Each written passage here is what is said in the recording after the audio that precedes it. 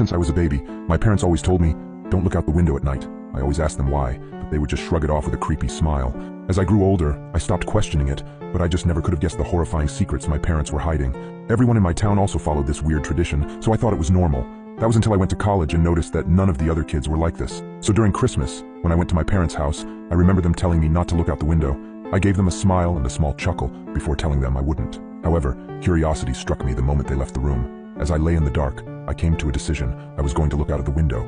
Just as my hand came to the sheer white curtain of the guest room, I paused. My mind flashed to that one time when I was 12. My parents were talking in the kitchen. I was home with the flu and was about to make my way to the sink for some water, but I stopped at the doorway.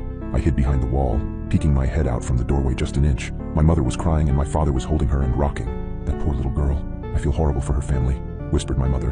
My father just nodded and continued holding her. I went back to my room after that. Several hours later, my dad came up to my room with several pieces of wood and boarded up my windows. "What are you doing that for, Dad?" I asked him. "Oh, it's nothing. Just safety reasons," he replied. I learned at school the next day that a little girl was found dead the previous morning, the window broken and curtains torn. I snapped back to the present.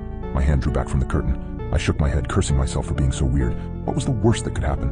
It was just a window, it couldn't hurt me, right? As I reached my hand out again, my instinct was telling me to stop.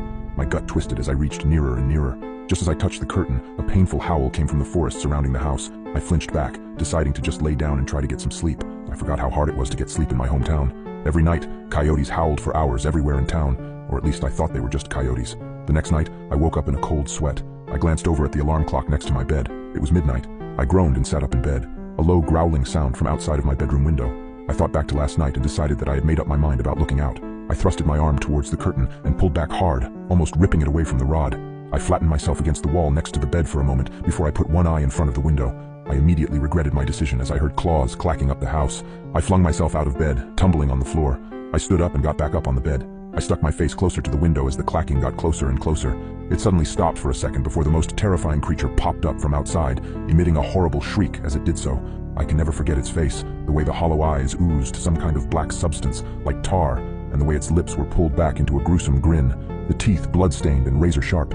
It looked like it had 4 limbs, its front 2 slamming on the glass and pounding. As I was frozen in front of the window in terror, my parents burst into the room. My father held a shotgun. He marched up to my bed and yanked me away from the window. He pointed his shotgun at the creature, shooting a bullet at it. The thing scrambled away, leaving the window almost completely shattered. "Damn it, son, it was a simple task. Just don't look out the window. How hard is that?" My dad shouted at me.